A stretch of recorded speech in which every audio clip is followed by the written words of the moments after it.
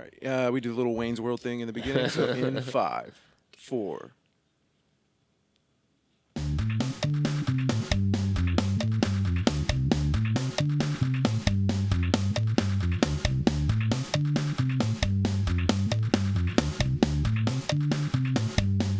Hey guys, how's it going? Nick Campbell here, and with me as always is David Steele. And we are Rhythm and Wit. Hey. Yeah, this is episode 47. This is a special episode. This podcast is the podcast where we discuss and explore the creative and artistic expressions of artists and performers in Oklahoma City. And now, from very outside of Oklahoma City, we have a special guest, Ren Q.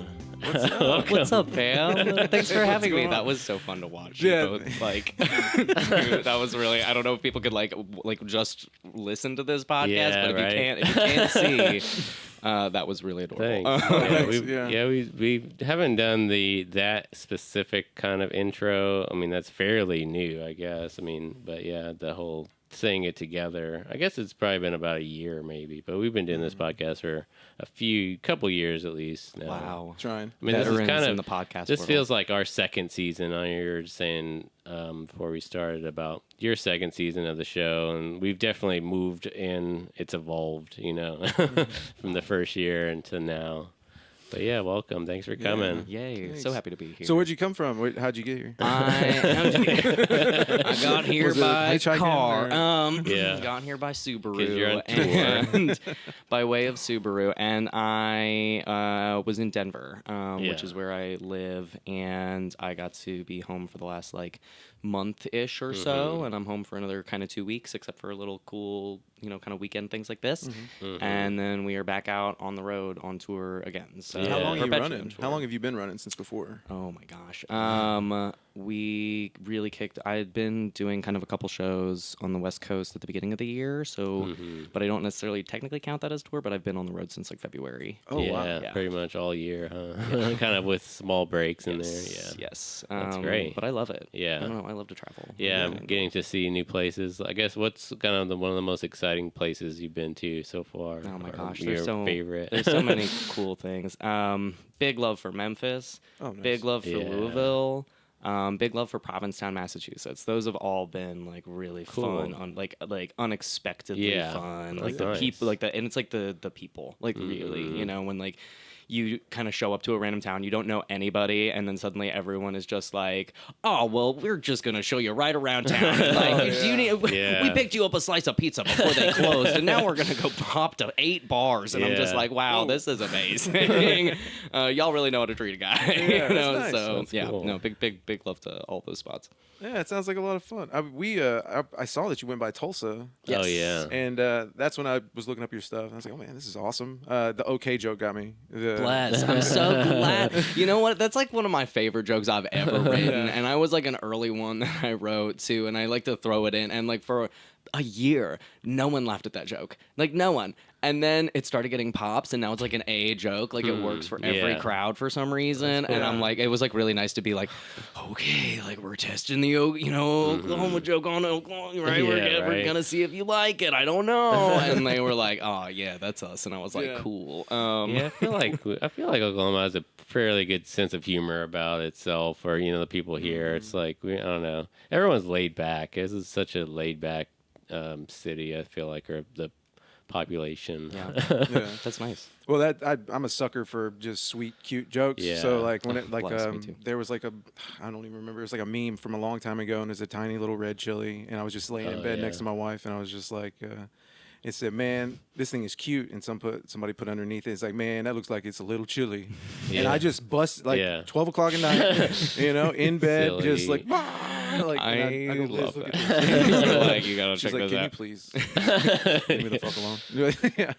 But yeah, I love little cute jokes like that. Sweet. My mom was like that. She was Lori was, and I was adopted by my grandparents. But Lori was.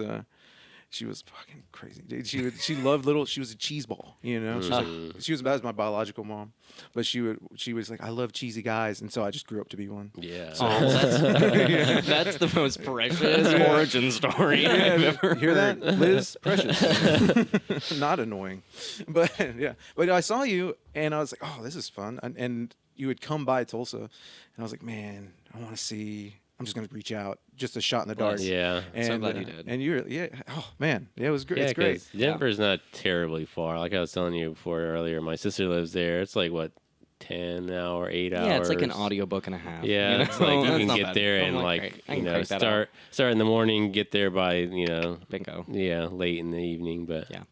No, It's it not was lovely, terrible. and it was nice. I did like a little digging into. I was just like, I know nothing about Oklahoma City, so I was like right. coming in blind. So I was just like, okay, what's the? I'm like, what are we known for? What is going on here? And like, ChatGPT was not very helpful. I know. I was trying to like not text and drive, so I was like, dear ChatGPT, tell me everything to know about Oklahoma City. And then somehow that conversation evolved into me being like, were there any gay pirates?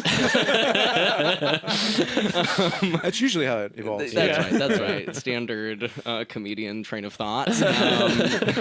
But I did find out that Oklahoma's state bird is the scissor-tailed zipper catcher. Well, scissor-tail flycatcher, I guess, but I don't know if that's a different name for it or something. I literally was like, are you kidding me? That's like the gayest thing I've Yeah. ever heard in my life. Like lesbian icon, the scissor-tailed zipper catcher. Are you kidding me? Like, there's this statue kind of thing. It's like this architectural. It's like over this bridge. It's near downtown. You might see it but it's supposed to be shaped like that, but it's this weird like.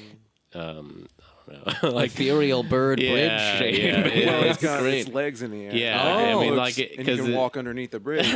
So Okay. Yeah. and it's All right, multicolored. okay. At night. So it's Yeah. like, we're leaning. You're like, we're like, yes, we leaned in architecturally. Right, yeah. Yeah, that's fantastic. As you start with the art, and then it's how you introduce it. Okay, well now I'm gonna go Yeah. have to take a little Yeah, cute photo. it's- It's around I downtown. mean, it's too. massive though. It's like very large over this bridge. But yeah, it's like I said, just south of downtown, so it's not too far from I love where we'll be that. later tonight. I just got a new like little camera, and it's just it's probably just the cruddiest 35mm camera Okay. that money could buy. Is it and film? yeah, Okay. and I'm thrilled to now just be in like my old man taking photos of the places he goes Yeah. era. Little Yeah. Like around your neck. That's great. I think I that's got the what- little wrist loop on it, Yeah. like That's one of the You have to have best somebody things. hit the flash with a lighter. Oh, that's yeah. right, that's right. Like a dad on a cruise, you know. Can you hold this? That's one of the best things that I think for if you're on a traveling or touring of any kind to have a camera and you have this whole like photo. I know there's a musician, the guitar player for the Police. I think it's Andy Summers. Anyways, the Police, they've been on tour all over the place, and he got into photography at one point. I remember watching a documentary about them, but he turned into like I bet those were so a fun. very, very great photographer, hobbyist, but then ended up with this whole gallery of photos of like them on tour. So that's like a cool thing that a hobby that goes along with touring so well. Yeah, I think so too. And also I think it's so special to when we have performers on the show. Like of course, like we pay everybody and we try to make sure that they're taken care of. But like at the same time I think that like I don't know, there's nothing quite like a handwritten note. You know what I mean? Yeah. Everybody loves a little handwritten note. Love to like just do a little, thank you, and like if I have a photo that is like an actual film developed photo of them, I try to do a digital copy for myself and then I give them the original. And like that's such a cool little thing to like see yourself in front of a marquee on like a old Polaroid, like from like months ago. Yeah, and I'm like, that's something that's coming back as those Polaroid cameras. They're like remaking new ones. Yeah, instant cameras. We are now taking donations to help support Rhythm and Wit. It's called buymeacoffee.com/rhythm and wit. And that is where you can go and just donate any amount. I think that what they do is it's called Buy Me a Coffee. You can buy us 1 cup of coffee. Costs $5, so you can just donate $5, and that will maybe buy one of us a coffee. Yeah, So we'll sip on it together. We'll split it. So you can do that, or you can buy us 10 cups of coffee if you wanted to. So I mean, that's like a $50 donation, and then that's all goes there. You can leave us a message on there, and if you do leave us a message, we will certainly read it on the air, and thank you for your support. And any of the money that we take from Buy Me a Coffee or any donations at all, we are going to use to put back in the show, whether it's buying new equipment, maybe some mics or cameras or lights or or anything like that, or maybe even promoting and just trying to grow the audience, because that's something that I'd like to get into is, buying some ads and things like that to try to grow our audience in that way. Absolutely. And of course that costs money, so we would love it if you could support us.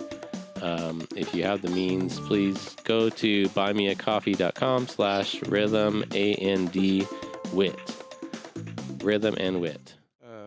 Well, I definitely brought you on for selfish reasons. I'm going to put that. For me, I want to figure out how you put the tour together. Is that can we kind of dive into that a little bit? 'Cause No, it seems I'll like give you difficult. the play-by-play. Yeah. It truly is just one email at a time. Like really. It's emails, and then I would say like social media is kind of like 30% of it, of like reaching out to folks on those Like platforms, DMing. because it's really like, Yeah. how do I get in contact with these people? If I can get in contact with them, I can get an answer, and the answer is either yes or no. And so it's just Right. kind of a numbers game of like, how much do I need to put out there to make that work? I've been really blessed to have this kind of incorporated with queer community, which are great community builders, right? And then also not being closed-minded to venues. Like obviously theaters are great, and obviously comedy clubs are great, but we've performed at, a pizza bar that speakeasies as a drag bar, and Yeah. we performed at like a cool coffee shop, and we performed at a print shop in LA, and it was like they were cool. literally making t-shirts in the back, and we're doing Yeah. comedy up front, and it was really neat. And those were just kind of community spaces that were willing to have us, right?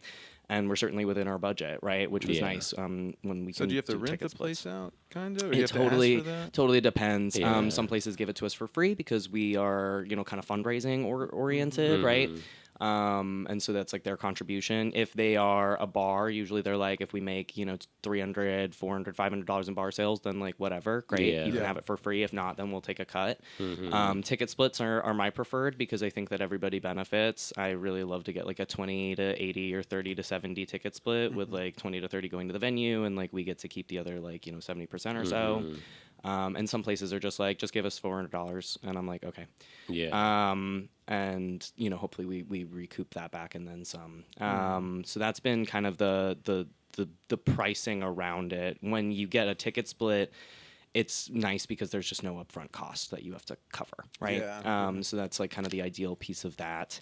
And sometimes there's like, deposits and whatever. But for the most part, I think that especially being nonprofit and fundraising centered, that gives us a little bit of, not like to say a competitive edge, but like it's really convenient Yeah. because a lot of places will donate their space or give us a nice. discount or whatever for that, which makes it a little bit easier. And then also sometimes those community spaces have performance spaces, right? And so the nonprofit partners that we would have, so the good example of this is the LGBTQ Center of Western Montana and the Transformation Project in South Dakota. They have kind of a little performance space. And so we get to basically just split 50-50 with them because we're donating 50% of the proceeds from the show to the Right. nonprofits. Okay. So when it is just at the nonprofit, then suddenly there's no venue cost on top of it. Also, I which was is going to great. ask, is there a specific organization that you donate portions of the sales to? So we do for the most part, a different organization everywhere that we go. We want to do like local. We want to like focus on kind of local so nonprofits. yeah, that's good. So wherever you're at, it's kind of you're giving to that Exactly. area. Yeah. So like give back to that spot, and that's been really neat to also get to meet so many cool people doing great work out there. And a lot of it is like almost single-handed. Like there's a really great the Transgender Resource Center of New Mexico and the Harriet Hatcher Center in Columbia, South Carolina. They're really small organizations, and they are doing so much. It is wild. Like they're like helping like hundreds and hundreds of people in the community in a small place, with zero support. And so to me, when we're able to donate like $400 around, like that's like an average donation that we get to make, and we've donated up to like 2,000 in one show, which is really awesome for That's a great fantastic. turnout. Yeah. But when we have those kind of smaller donations where it's just a couple $100, I like, not to say I feel bad, but I'm just like, I wish I could give more. Right. And I've had folks be like, no, you don't understand. This will cover operations costs for us for the next like 2-3 months. And I'm like, this is $400. Are you kidding me? Yeah, We're 'cause it's running like off they of don't- shoestring. They don't get any, I'm sure, hardly anywhere near those amounts, on a daily or monthly basis. Exactly. So, it was really cool to kind of get to partner with those organizations. And also we benefit benefit from that in their newsletter lists, and they have community that comes to events, and they have folks that are, you know, kind of involved. And so being able to kind of get those folks as ticket buyers has been really, really helpful. Yeah, because it's kind of automatic, you know, community that you can reach out to sell to. I mean, market to. This is like they're always looking for opportunities for like a safe place they know they can go and be entertained. Exactly. So kind of providing a safe space, a space that is kind of highlighting like our own performers and our community. And then it's like for a good cause, you know, like literally half your ticket is going to like better the community that you live, right? So, so it's been for the most part kind of different organizations, state by state, and venue wise, that's like how we kind of made it work, and it really is just a numbers game. Like sometimes we would, I reached out to, you know, maybe like 3 places in all of you know, like Louisiana, and like all of, like, you know what I mean, I'd reach out to like 3 spots in New Orleans, and then I had like one person reach out to me and was just like, I own a venue in New Orleans and we would love to have this, and I'm like, great, right? And so there's like places where that's super easy, and then Maine, I don't know why they were so hard. They were the hardest state to book. Really? Yeah, and a lot of times it almost did. I was like, is this transphobia? Like, what's going on? Yeah, right. Like, what's happening? And sometimes yes, right, and sometimes no. I think that moreover, they're just like, we don't like outsiders around here. It's like, I don't care who you are. Yeah, they literally were like, I had places be like, yeah, we find that like out of town acts don't do well here, and I was like, how many people do you even have in Portland, Maine? Like, you know, like, come on. You don't want to take up Ed's spot. I know, it's so strange. So I reached out to over 30 venues in here before we got one yes from a cute little random pub called the East Ender, and they were like, we don't really do stuff like this, and we don't really have a stage, but we would love this. And I was like, great, 10 out of 10. Awesome. We will bring the equipment. Thank you so much. Great. I'm so happy to have a venue. So do you have equipment with you? You kind of just take around? Yeah, and, I mean, so you just make it all happen too. Exactly. We were just kind of talking earlier about how comedy is low production, and that is a blessing, right? Where it's like I really do only need like a mic and an amp, and usually venues have that, which is great. But when I have it, it's really, I really enjoy having the backup. Like, pro tip to anybody in comedy, like, get yourself an okay amp and an okay mic, and just keep it in your car, because I have saved the day of so many comedy shows that I am not on. Yeah, and that gives you such good cred. To be the homie that like showed up and was like, they brought the working amp after we forgot our cord. The chords. Yeah, that's the most important part. It's always the chords. Because you're not gonna go. You can't go to a Guitar Center at 7 o'clock at night. No. You know?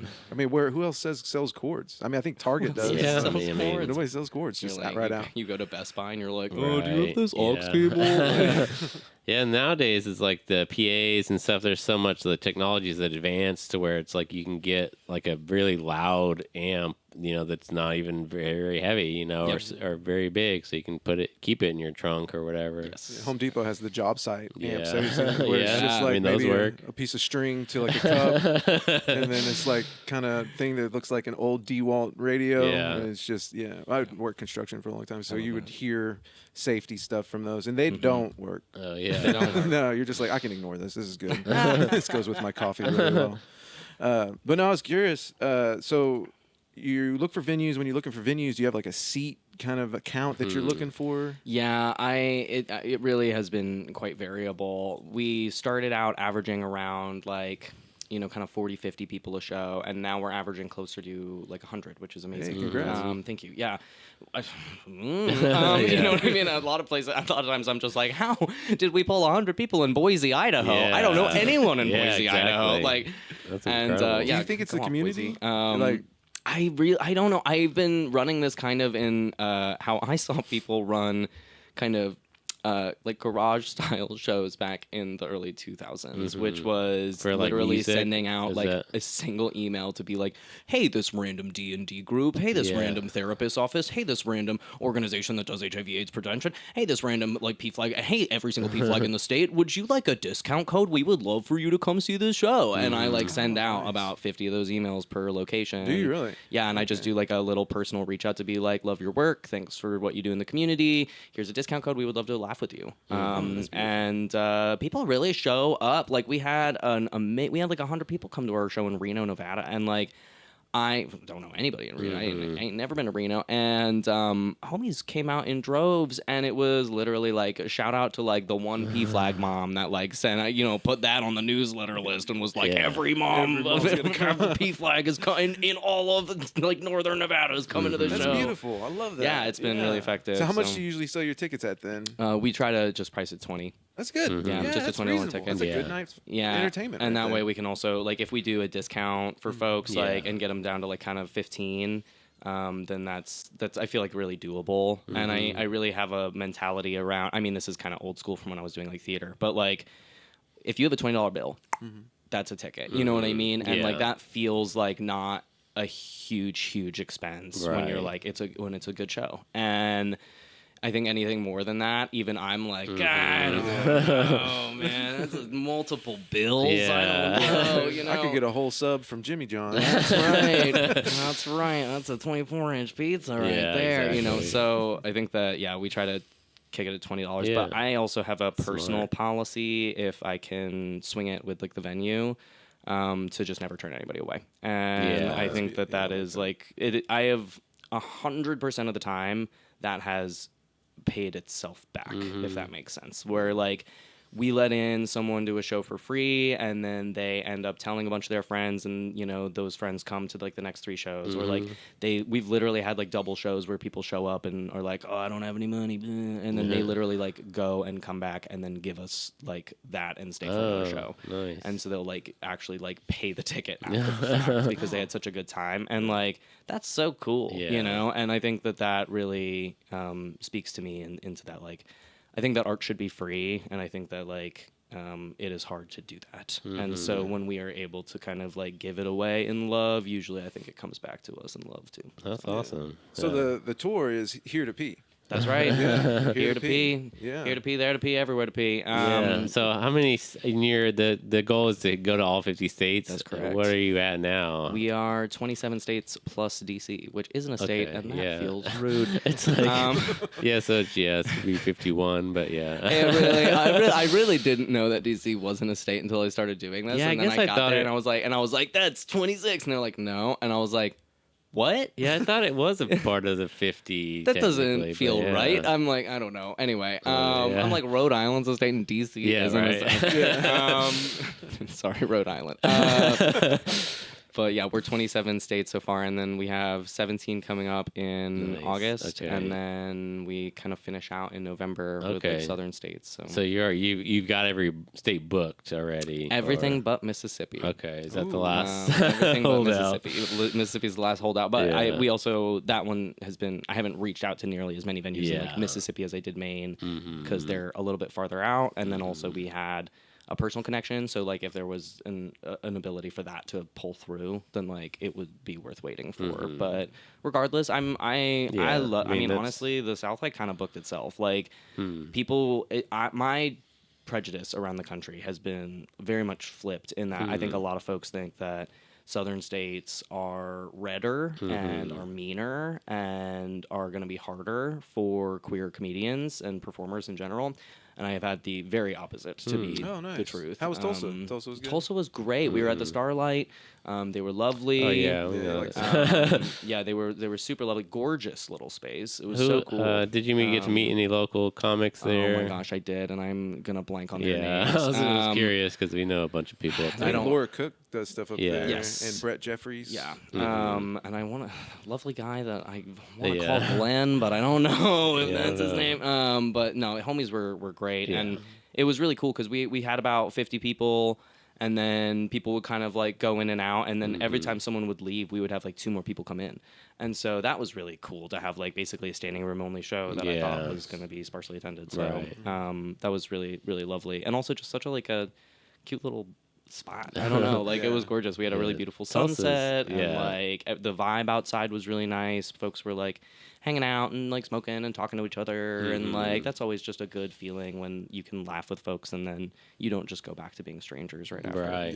Yeah, I think Tulsa is, we talk about this a lot, but just being Oklahoma City and Tulsa are the 2 biggest cities in Oklahoma. So but Tulsa is a much more kind of open for like art and community, I feel like, for music for sure, and comedy even. I mean, there's a huge comedy scene there. They got 2 clubs. Yeah. That's So the I mean, benefit it's they been anytime we get a chance to go up there for anything, it's always super fun. They have the Blue Whale Comedy Festival. That's right. Coming up soon. Yeah. It's Are you going to always that? amazing. No, I am not this year. I was gonna say we're a touch busy. Yeah, you should try it soon. I mean, in the next 2026.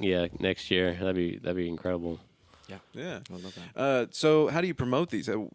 How far ahead do you like to book them in order to promote them, and what gives you enough space and time? Oh my God! Book them as they come. Book Yeah, them when I can, kinda. when I can get them. Right. I'll do. We did it kind of in chunks to do like Western states, Eastern states, Northern focus states, on Southern one states. region at a Bingo. So time. I kind of have like a chunk to focus Right. on, but usually I'll do like kind of a wave of inquiries for like everything that I have left. And at the same time, we'll do kind of double that labor on what is upcoming. So if I'm like kind of, we were finishing up like the Eastern leg, and I was like, okay, I really have to finish booking the Northern leg. And it was like we had about 2 months between, and I really try to get tickets out a month at least before the show is. Yeah. As much as I can. Trying to start promoting at least a month out. Exactly. Right. And then socials, we put out a poster 2 weeks until, so it gives people enough time, but it's not like off the radar because it's like, well, that's a whole month away. So about 2 weeks away. You kinda we'll really do. pump it up. Yeah, we'll do kind of like an announcement at least a month beforehand to be like, this is where we're going, and then doing kind of individual like, what's up, like South Dakota, hello, we are coming to you, like please share that, whatever. Yeah. Yeah. And You that's send about that to 2 Facebook weeks. groups, kind of. Yeah, so I'll go to kind of different Facebook groups of just like events, comedy, queer stuff, etc. And then with kind of direct email reach out, that's where we get like the most of our, I'd say, kind of good return on ticket sales. And so for that, it's literally like, like I was saying, I was like any support group, any kind of or community organization, inviting employees of organizations that work at those places to come laugh, to be like, we know that you're working so hard, you deserve a little giggle, nice. come giggle. And so that's pretty effective. And then of course just hopeful that local performers also help promote it, and we do just genuinely make the ask, because we can't do social media ads. We get all of our ads are blocked because of Meta's policies. So even if it doesn't mention anything super queer or trans, they know us at this point, and so we've just been auto flagged. That sucks. Yeah, and so we can't do that. We can sort of sneak past that through Eventbrite ads if we're running tickets on Eventbrite, which is nice, but not always the case. So they block those intentionally? Like I didn't even know that. Yeah. Too political. They can just throw it in that bucket of like. Yeah, or like misinformation, or like someone flagged this or whatever, which is silly because it's just like, well, it's just a little rinky-dinky comedy show. You really think it's going to change the outcome of it? Like, okay. I mean, hopefully, flattering, honestly. But so we don't get to do ads that way. And so at the end of every show, I usually make the verbal ask of folks to be like, hey, like, we've been so blessed with good turnouts, and we know that is not because of our social media presence right now, fam. So if you liked this show, this is where we're going next. Tell your people. And that's been really effective, because usually homies in Indy know someone in Detroit. And homies in Detroit know someone in Madison. And homies in Madison know someone in Des Moines. And like, it kind of just builds. Nice. So very DIY, very old school. Yes. I like that. Yeah. Yeah. And it's been working, which is cool. I'm glad to hear it. Yeah, that's something we talk all the time about, marketing and how to get people to come out and stuff like that. And it's so like, tough. It seems like that's what I keep saying. It's like, I've never spent money on ads for anything like social media ads, like Facebook or whatever. I mean, you do all the time, but I don't see the return that I would like. That's the thing is like, that's my opinion is like it's not worth it at all. Like it's just not. At least it makes me feel like you do. Yeah, it's like if they see you in 5 different places. Yeah. Yes. So it's like, oh, I saw him here, saw him there, saw him there. So all right, I'll buy they it. can have an effect. I just think it's not as a big of an effect that you think or you want, of course. Yes. But I think that's the thing is like the most effective thing is meeting people in person, talking to them about what you do. Yeah. Well, that's what I tried to do for this one. I was calling businesses and then going out and talking to people. and tried to do a different approach like that, because normally I would just hit up the people that I have. I've been doing this for about 2 years now as far as producing. I've only been doing comedy for like 3 years. Same. And, oh, really? Hey, congrats. Back at you. Yeah. But me and my wife kind of put these shows together, and we really just reach out to I got a Husky Boy fan club, just so you have a mailing list. Yeah, and they're probably pretty tired of me. I can tell you, so I just, hey, come out, get free wine, just like. Yeah. That's nice. But we try to do a little bit in that way, but I think I kind of figured it out now, because I did that for like 3 weeks. Because I do a bunch of different shows. I probably should stop, but slow down a little bit. Yeah, but I figured it out. I went and got flyers, and I would roll up to places, and I'd be like, "Hey, for this other show I do at the Bamboo Room," and I told them, "Hey, please, I'm a beggar. I'm really good at begging," and I was like, "Hey, if you could help us out." We're trying to do this. If you tag us, we'd really appreciate it. We're just trying to build the community of comedy. If you want to show up, love it. But I went to tattoo shops, which were way more receptive. And counterculture spots really like counterculture. Yeah, and dispensaries. It makes dispos also. I think that they're like they see it as like this is a cool factor. Yeah. Whereas I think that sometimes more mainstream venues and like businesses and establishments are like, this is noise, right? And I'm like, it's that 1 out of 100 that they're going to see that day. Right. And in my case, I went up. I was like, I'm trying to look for owners. I'm not trying to look for corporations or anything. I'm trying to look for people who own this spot. And I ran into a lot, which I'm very lucky. And then, fortunately, I'm kind of over by where Tinker Air Force Base is, so there's a lot of veteran owned. And then Bamboo Room is veteran owned. Love that. So we can kind of like pair those two together. Yeah. And in your case, I went to 39th Street, which is our it's very close, actually, like within walking distance is the gay district of Oklahoma. We love that. The kind of main strip, as they call it. This is where Pride happens. Yeah. I didn't know OKC has a neighborhood. Yeah. The couple. Well, no, it's went over there, talked to a few people, and tried to build it up. But I think I did it too early, and then it kind of got washed out. I As far as struggle with that too. Yeah, 3 weeks Timing. ago is when I did it. I was like, and then That's you said it's 2. Like 2. I also want to be the person that's like, I did it a month ahead and now it's done, and that isn't working. And so as much as it is more stressful to me to kind of wait for my efforts, I have found that the return on that is better, because that's when people make plans. So you think about 2 weeks. Yeah, because like if you do it 2 weeks, people see it like, let's say like 10 days with advance, and like that's enough time for them to be like, I don't have plans for next week, but it's next week, and so it's on the calendar. Yeah, it's like it's far enough away they haven't made plans, because if it's like a week out and it's like, oh, I'm already doing this thing on Saturday, but if it's like just before that, there's like marker, a sweet spot in there. Sense. Yeah, I mean, I guess this is what I'm thinking for myself. It's like I usually am like booked, but if you catch me about 2 to 3 weeks, I'm definitely usually have that open. Right. But yeah, usually within those, for me anyways, I'm a photographer, so I'm always at shows every weekend, so I'm very busy with that. But it's a good way to be busy. Yeah, I mean, I like it. It gets me to get out, like, cause I'm very like introverted typically. I was like, I've been thinking about this a lot too lately, because it's like I've been doing a lot, and it's like I need to take some of those off, I think. take a little bit more time for myself, because it is a little bit of burnout. But I think that I'm grateful for that kind of this new career, because it's like it gets me out also. For sure. And so I'm in the community and making friends, and whereas if I wasn't doing photography, I'd probably just be sitting at home most weekends by myself. But that's cool though. I like that a lot.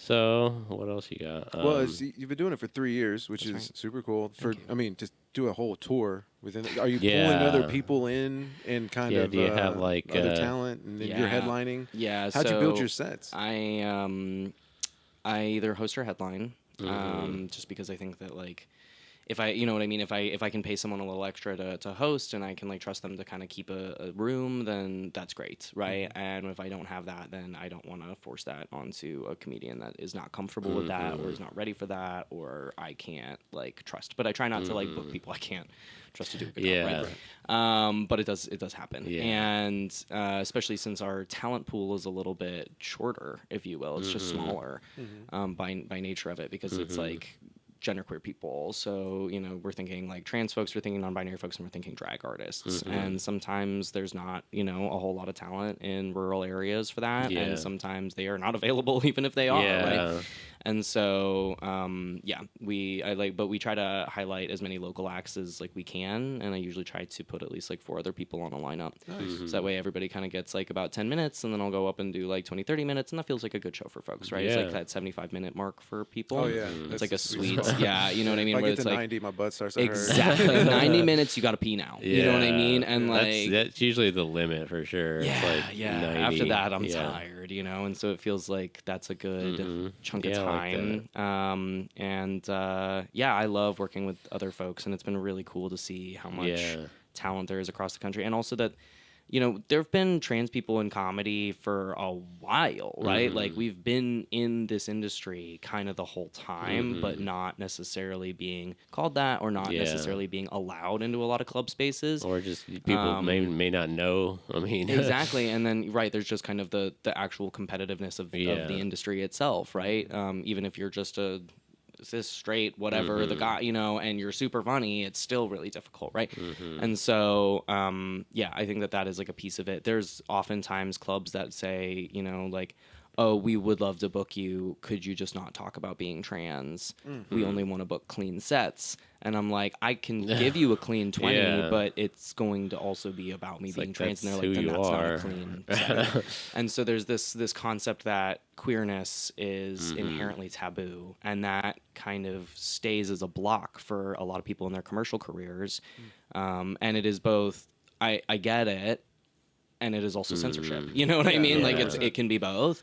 But yeah, I'd say that's like a factor in it as well. So to me, it's like you can't tell a black person not to talk about being black. You know what I mean? Like, you know, but we certainly tried in early comedy years, right? With folks on TV, they would, you know, we would often kind of penalize performers for even like bringing up race. And I mean, if you're looking at some of the comics that we know to be really critical in that comedy culture, I would say Eddie Murphy. If you look at like some of the early Eddie Murphy sets, like before kind of Eddie Murphy Raw or like anything like that, before he was able to kind of have that freedom, I think that you can see that he goes on TV and that is squeaky clean. It is a very clean set with very light, you know, kind of like race jokes that are clearly to not make people, white folks, really uncomfortable, right? Which I think is both a skill and also a handicap to performers. You know, it's a hurdle that you kind of have to give up time to get over. Well, that's the beautiful thing about comedy. The thing I love is you're telling your story. Yes. And your story, I mean, that's a very big part of what you are. And to take that away is you're taking away the ability for somebody to see themselves in you too. Yes. And so that just being able to see, oh, I could do that, or just, oh, it's accepted. I mean, immediately, as soon as you give that person the comfortability, they feel like they're a part of it. Yes. And that's storytelling. Yeah. Just sitting around a fire talking shit. 100%. And I think that's why I also fell in love with comedy so hard too, is that I was shocked that a room full of dude bros that were going up saying really transphobic jokes just moments before, like I'll go on stage and I'll, you know, reframe some jokes a little bit differently. I really try to not like punch down on people or just kind of be super roasty or critical. It's not really my style.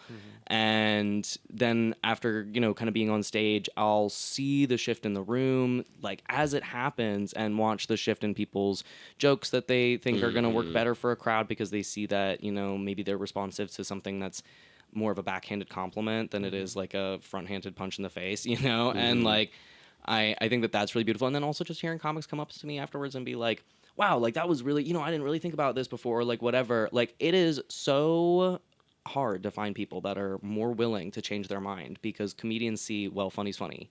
Yeah. And so if it works, suddenly there's kind of a new avenue to be like, oh, maybe there's a different way to tell this joke, or like I hadn't really, you know, seen that kind of energy work super well before, and they'll just adapt to it.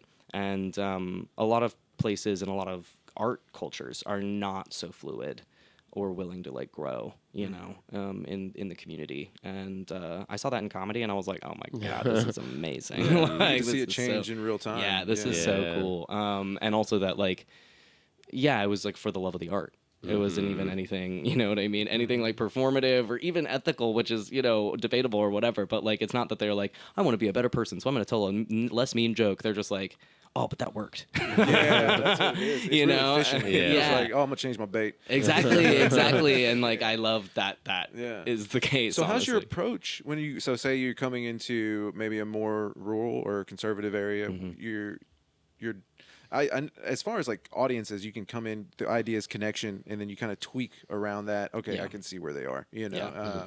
But how do you approach it from, say, someplace you're comfortable and someplace you're not comfortable? I mean, honestly, I think it's the same. I think that my process is kind of like, okay, like how much time do I have? And always, Denver is a very punchy city, and that's where I came up in comedy, and so.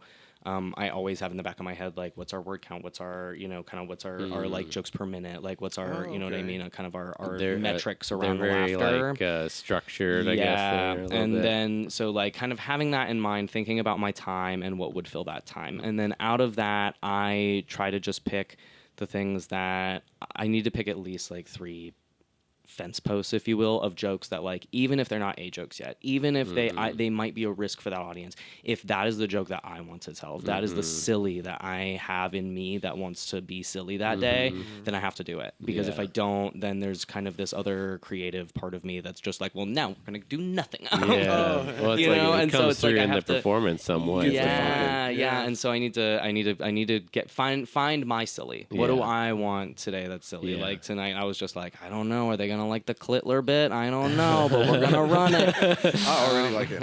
It's a fun one. I really love that joke. And so, right, just thinking about what do I want to run, and then I like to do my research. So as much as I think that there is a beauty to a really rehearsed and structured set, I think that to not be so canned, I like to reserve a little space for a really lovely comic in Denver, John Novosad, who, if you ever get the pleasure of working with, I really recommend you do so. He's such a class act, and he's such a fun, goofy guy, and he's also just a brilliant writer.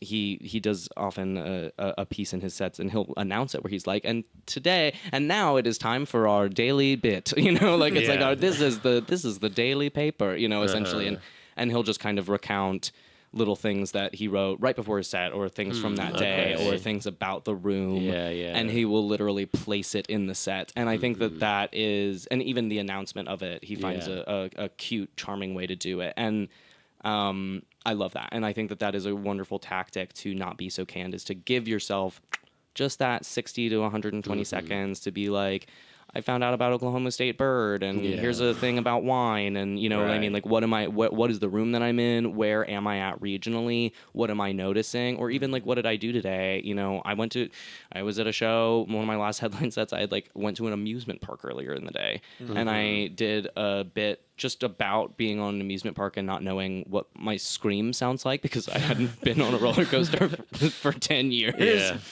Yeah. And so my scream used to be a teenage girl scream. And now we are an adult man. And so what is that? And like, they loved it, and it was a really great bit concept, and it needed to. I mean, because I don't breathe, obviously, you know? it's like, I mean, as a straight cis man, like I never don't think too much about the transitioning, but then that part of it, very specific thing, is very funny to think about. Same, right? And like, so it was cool to kind of have space within a set to just air that out, even if the punches weren't quite there yet.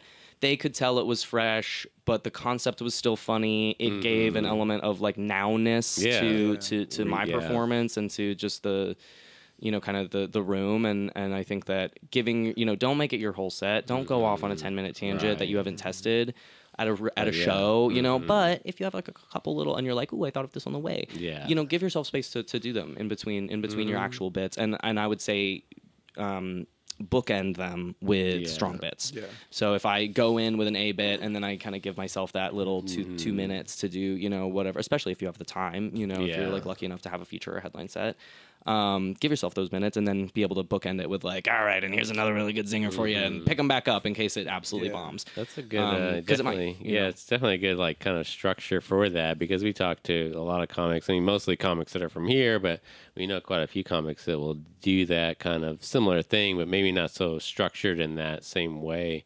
That's something about what you mentioned about Denver. Like, what's it like doing comedy in Denver? I guess, I mean, I don't know if you've done comedy. I mean, you obviously perform comedy in other places, but what are kind of the differences? Like you mentioned, they're very like structured in that, like, you know, the timing and word Fast count. Punch City for sure. Interesting. Yeah. I don't know. I guess we've never really talked to Denver comics yet. Underrated. There's a tremendous amount of like amazing talent coming out of Denver. It's a great right now. music town. I know that. Yes, yeah. Really, really vibrant in the arts. I know Joe Barnholt. I think he's up there. Have you met him? I don't know. I met him We at got a Tower couple City shows. Comedy Okay. Oh, Festival. cool. Yeah. Lovely. I was supposed to go to Tower City and I Oh, couldn't make it no. out because I was just like, oh no. I was like, it's okay, I'll fly out. And then I was like, there's no airport. And then I was like, oh no, and there's an airport, but it's 5 hours away. And then I would have to drive, and then I would have to rent a car. And then I was just like, last minute, I was like, I'm so sorry. It's the only festival that I've ever like basically dipped on, and I'm sad about it because I loved. It was a good time. It was a good time. Yeah, I promise you were missed. Bless. But yeah, so you were saying how it's punchy there and how's it different in other places? Oh gosh, you know, I'd say you know, there's a lot of crossover and similarities between scenes, in that most of them are very white dude and bro. Yeah. Most of them, you know, really enjoy, like, they are built on comic culture, which is not necessarily centered around what audiences actually like. And comics really like dark stuff, and they really like roasty stuff, and so do I, right? But at the same time, I think that there is a cynicism that gets in people's way when it's purely comic built, and because the audience also wants whimsy, right? And we can't forget to kind of bring that cute silliness. You can't just like go up there and be cool and be funny and mean. You know what I mean? It's like, no, they also want to be given the permission to be silly with you, right? And so I think that that's a thing. Between like Denver and other spots, both a pro and a con, it is not very friendly to storyteller comedians. People want one-liners. That is what is prized, especially in, you know, we have a good number of comedy clubs. We have a lot of really wonderful, like I call them kind of mid-range shows of like brewery shows and bar shows, and like, you know, we're at a cidery, and we're at a, you know, I don't know, right? Like, it's a cool underground barbershop show, like stuff like that, right? Which is great, and I really love those types of venues, and so I think that storytellers can have an edge there coming up there, because like, if you learn to be a storyteller comic in a fast punch city, you do very well in other cities. Yeah, you can kind of, I mean, it's... you can hold, people are like, wow, you wove that together so well, and you're like, oh my God, I've been sweating trying to like plug punchlines into that for like a year. It's so much harder to practice that there, so you're probably going to get better at it there. Yes. Yeah, that's interesting. But Denver does a wonderful job of cranking out amazing comedy writers, because people want fresh content and they want fast content. Yeah. And so, you know, we're seeing... you know, Hannah Jones and Sammy Anzer are just, you know, amazing. Lee Robinson, we just lost to New York. Love you, Lee. Also, yeah, similarly, they're just incredible. You know, Chanel Hughes, I swear, is going to blow up. I think that she's one of the funniest people I've ever seen. Yeah, she's so good. So good, so funny. So, just builds audience rapport like no other. And so there's a lot of Sam Elfson, also great comment, and like, yeah, I mean, there's just too many to name, because we're pulling out really, really good people, and oftentimes we're losing them to New York and LA, which makes sense. Shout out BK, I love you, we miss you. But yeah, no, I'd say that like it's nice, it's very competitive, but there is still a warmness to the scene. All scene has drama. Everybody has a club that they have beef with. Like that's pretty standard across like scene by scene. Yeah, just you know, yes, you got to. classic. You know, that's what makes it interesting. We've got like 5 sometimes. people here, so it's we just take turns. Nice. Take turns hating each other. Denver City does that way too. That's right, just a bigger community. But yeah, no, I think that those are kind of the defining things of Denver. I wish that we're starting to get more and more out of town people that come and tour through. and I wish that we were more welcoming to it, because Yeah. it would benefit our scene as well, for other folks to know that there's such good work coming out of the state. Something that we don't hear too much about Denver. I mean, especially because it's like we were talking about, it's not that far from Oklahoma City. I mean, and we hear all the time about Austin, and obviously, I mean, Austin is huge now, I think, for comedy, but I mean, that's fairly close here too. So a lot of people will go down there to try it out, and go for a week or whatever and try out some of the clubs. But Denver is like another place. It's like we should check, more of us should go up there and so many mics, so visit. many opportunities to get on stage, so many shows, and so many amazing comedians to really learn from. And there's scenes kind of all up and down the state, because Colorado Springs has their own thing, exactly. Denver has their own thing, and Fort Collins kind of has their own thing. And we also share a lot of comics because they're only about an hour apart. Yeah, you can that's not multiple. bad. A little, real quick try. Exactly. I mean, similar to here in Tulsa, honestly. Yeah, we do a lot. So your sister still lives there, right? Yeah. We'll be down there. You wanna say what's up? That's what I was man, going to say. come We need to make a trip up there before long. Come through. There's a lot happening, and I'm surprised at how good the content is very consistently. And I'm very proud to have come up in the Denver scene, even though it is hard and competitive and has its own toxicity, as all scenes do. I'm definitely proud to have come up around those other comedians I really admire. Nice. That's awesome. Steel sharpens steel. Yeah, that's right. That's the best way. That's right. Don't get me wrong. We got 20 people here. It's not fun. It's about the scene 30. is decent. Yeah, I mean it's like I was telling you earlier.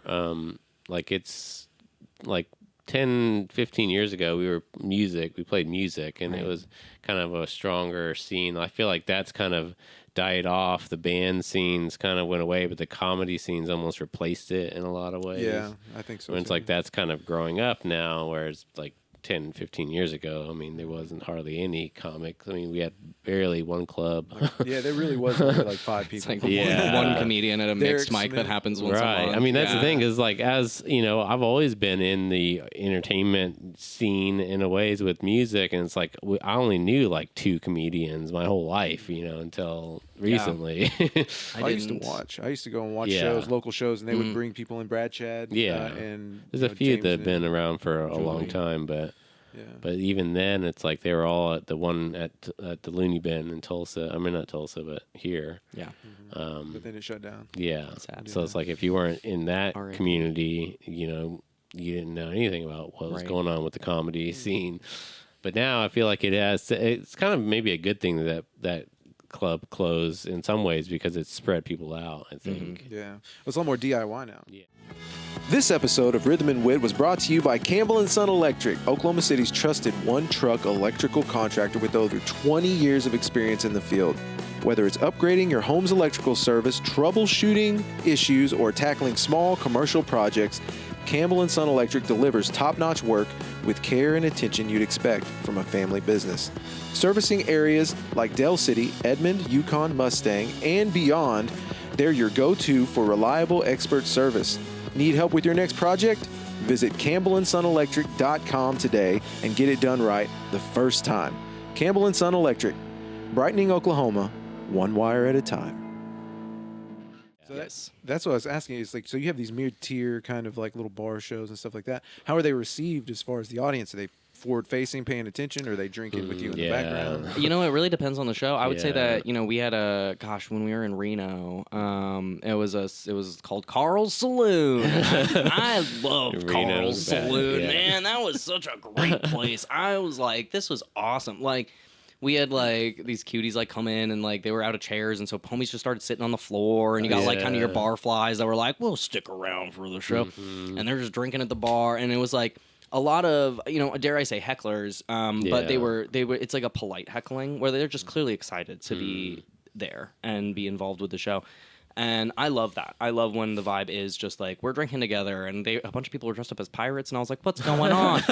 We're in a landlocked state. What's happening? And they were just it's the Testicle Festival. And I was so naturally you're dressed as a pirate? You know what I mean? And so we get to have this really fun, it's not even a joke. It was just a conversation. And that was great. And so, right. And so that was really wonderful. And then there's other shows we were lucky enough to get to be at Theater N in Wilmington, Delaware. And gosh, we packed that room with like 150 people, and it was this massive theater, and it was just gorgeous. And it just really felt like you were in like a big multi-tier, theater, and there's people laughing everywhere, and you can't even like see them. And even still, I think that through that, I was still trying to find kind of almost that smaller pub show energy. Yeah. Where, you're even talking about it earlier, you're like, I gotta see them through my glasses, otherwise you're not getting me. They're not even real. Yeah, exactly. Yeah. And getting to do that, and there was like, I asked where are my allies in the crowd, and one person was just like, ally, from the back, and I was like, ally, it was like very cute. I didn't mean to single you out. Yeah, literally, and like it was, but I just love when you can reach out and connect with people and have the courage to do it. We'll love put a cork in it. Yeah, they're right there. That's very I'm so small room, but it'll be nice. So do you have an actual? Do you help support this with a job at home, or are you just on the road? Yeah, I work full time. So I'm fortunate enough to work remotely and get to travel for work as well. Right. I do sports advocacy, so I help write policies for LGBTQ athletes to keep them safe in sports, and we do kind of pride events and stuff, and consult on if someone said something homophobic and now NASCAR's like, you can't do that, and so then like who do they have to talk to? It's probably me, which is nice. And I actually really love doing those kinds of trainings and things, because I'm not trying to be like, you need to learn this vocabulary, otherwise you're an asshole. It's like, no, I'm trying to just be like, you're a person, and I'm gonna make you laugh. I'm gonna make you my best friend. And then I don't want you to like look like an idiot, so maybe you should learn some of this stuff so you don't look dumb again. And also, I'm trans, and now you have to deal with that on a personal level, because we just spent 2 hours together, and now I think you like me as a friend, and so here we are. Like and usually I see people like shift quite quickly, and it's nice. Interesting. It's a lot of the same skills as doing comedy. That's interesting. Yeah, it's kind of like the room you're in whenever you're doing comedy, and things change around you. Once it's more accepting. That's something exposure. Exactly. We talk about that all the time. It's like comedy is just trying to convince someone else's of your thoughts, and your convince somebody that you're right about whatever you're feeling or thinking. So it's like exactly the same thing. Yeah, you're like trying to change people's minds. Subtly, be like, adopt this mindset. Yeah. I mean, what if it were this for you? It's just trying to put somebody in your shoes, I think. Yeah. Mine's more like, my kids are mean, right? Yeah. Right? I'm not the only one. Yeah. You're just trying to validate your thoughts. Please somebody tell me I'm not crazy. I love having like I know what you're thinking. I use that all the time in like premises where like I'll like kind of set up something ridiculous and be like, I know what you're thinking, and then say something even more surreal and ridiculous. Yeah. Because there's no way that they're actually thinking that. And I think that is a really fun kind of hack frame for a joke. And I think that's also how I try to approach comedy, where it's like, I'm like, see, we were all thinking this absolutely asinine thought at the same time. And now you're thinking it, so you can't tell me wrong. You know what I mean? Like, and people seem to get a kick out of that, right? I think that it's like kind of an unexpected form of connection, and it's easy to do a context shift type joke in that frame. Yeah. So how do you write? What's your writing process? Oh my gosh. My writing process is to keep writing trash. If you can't write, if you are afraid to write a bad joke, there's no way that you are going to be confident enough to write a good bad joke. Right? Like you need to be able to it's called a train of thought. So you have to take all the trash with, and then you get the gold at the end too. You know what I mean? So I think that's it's truly just keep writing. I do my pages. I'm diligent about doing my like 3 pages a day. I don't do them in the timely morning way that you're supposed to do. I also don't drink a smoothie in the morning, and I'm supposed to. You know what I mean? Like, it's fine, but just do it. You know what I mean? Like, done, do it when you can. And I, love to. I was not a funny kid. I was not a lot of people are like, I was always the class clown. I was like, nope, I was always the punching bag. So I got very good experience of being the punchline and figuring out, like, in my little autistic brain, like, how can I be funny like those people? How can I make the premise and not just be the punchline, or change their premise so that I shift it back to them, or like whatever. Have like a comeback or whatever. Kind of there. Yeah, in the wise words of Steve Martin, whatever level of talent you have, it can be overcome. Yes, and I really believe that. Where you people sometimes say like you need a knack for it, you need a skill for it, and sure that can be helpful, but like you can learn this. Right. You can learn weird social tact rules that don't make sense and deconstruct them and figure out why it makes sense, and then apply it until it becomes a little bit more natural for you. And I believe that to my core. So I write down anything that I think is funny. Literally, I mean, like it was like terrible. I'm like literally gonna pull up the last thing that I wrote down in my stream of consciousness notebook. You know how British people say Z instead of Z? Yeah.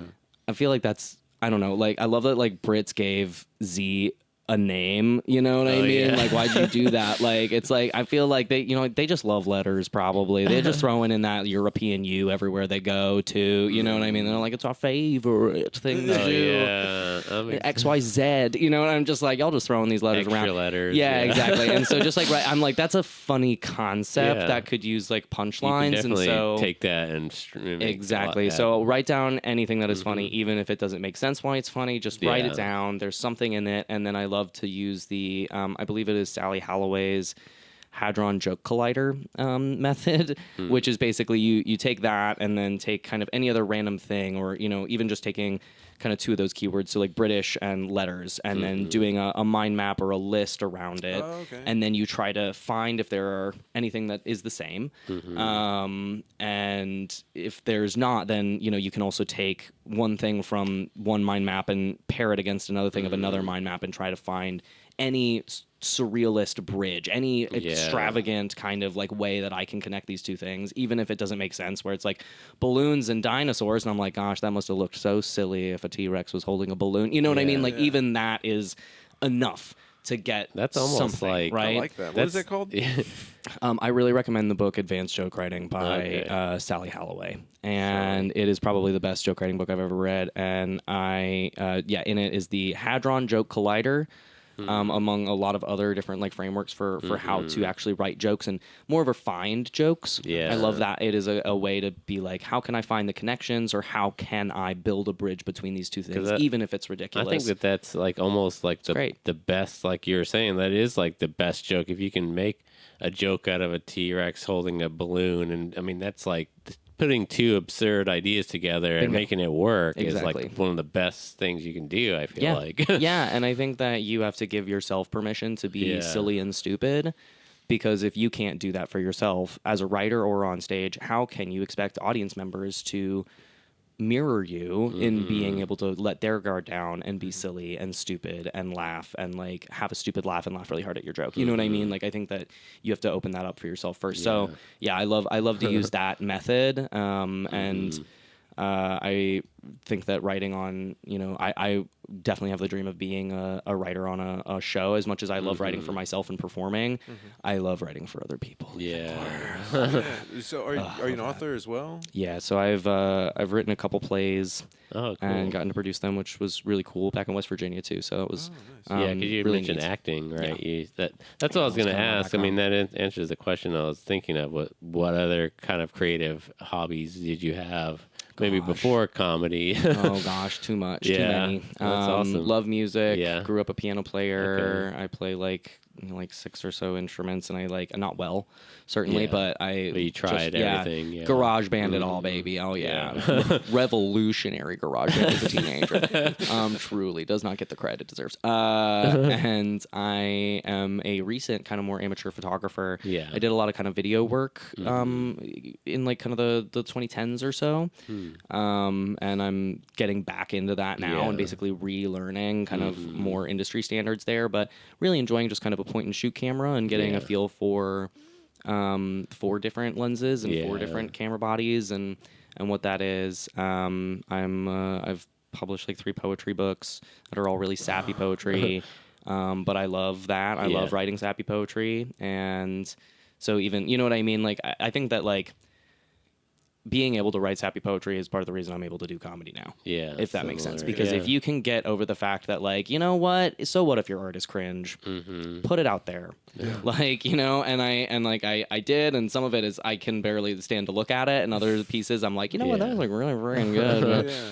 And then having random people, like, I don't know, occasionally buy the book and hit me up that I don't know Yeah. and send me a message and be like, this one poem really spoke to Yeah, me or that's something. what- And I'm just Oh, like, that's beautiful. yeah. So I'm like, you know what? Who cares if it's cringe, if it spoke to you? You That's know what I mean? Then that's it's, great. That's like with that kind of stuff for sure. But I mean, any art that we make, it's like you might look at it and be like, oh, this is trash, this is garbage, but you know, you made it. But then someone else looks at it and sees something completely different based on their perspective. And I think so. that is such a critical point Yeah. to get to in comedy as Yeah. well, is that you have to try it out, even if you think it is bad or stupid, Yeah. because you don't Yeah. know what's funny. Yeah. You don't. Yeah. You can kind of theorize around it. You can, you know, build stuff around it, but you don't know what is good comedy.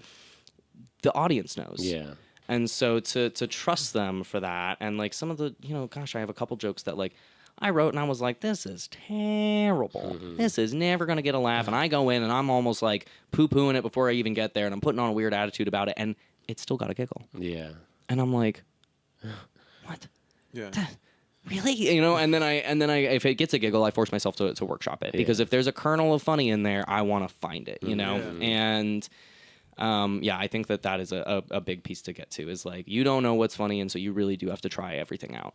And I do very much believe that, like, we find jokes more than we make them. If you know, they kind of already exist, and it's just you finding a connection of it. Paying homage to the muse. That's Yeah. what I feel Yeah, like. That's for what the pages are for me. It's Yeah, like, me I'll too. get up in the morning, I'm writing this. I'm doing this for you. Give me something back later. Yeah, for sure. But there's Yeah. there's some of them where I have a few jokes where it's, I don't even know why that's funny. Yeah. Like, where you're like, why is this funny? Well, it works. I'm gonna keep doing it. It's like, let me get to this real quick. So who are some of your favorites of comedians that you grew up on? Comedians that I grew up on. Yeah. Oh That helped man. inspired you. Kind Colin Mockery for sure. I was a yeah. big Who's Line kid. Yeah. And just his sense of whimsy and open-mindedness, and like, I'm not even necessarily so much of an improv or sketch person, Right. but that style of comedy was just it's something I still go back to, and it was really enjoyable for me. Like, God, there was one joke where it was like kind of the first political joke I ever got as a kid, if you yeah. will, where they were like, the prompt was like, what is George W. Bush thinking right now? And in, like, I mean, you know, of course, movie magic, right? They may have been thinking about this for longer, but it looked like Colin Mockery just went right up on stage, and he goes, there's not even a cabinet in here. And I was like, that is so funny. That was so amazing. Like, oh, that was just amazing. Yeah, that was a show. I remember watching that show a lot as a kid, because like my mom loved that show so much. She loved Drew Carey though. It was like Yes. huge Drew Carey fan. Yeah. Grew up with a lot of huge Yeah. Drew Carey fans. So yeah, Colin Mockery was probably my favorite comic as like a kid. Nice. And Yeah. then Robin Williams, Steve Martin for sure. When I became a teenager, I got a little bit more exposed to. I was a big Dave Chappelle fan as a teenager. He was kind of part of the reason I got into comedy, Yeah. actually. And Sorry, I got some in my eye. Never Forgiven. Gosh, Dave Chappelle, Eddie Murphy was a really big one for me, and kind of seeing his evolution as a comedian.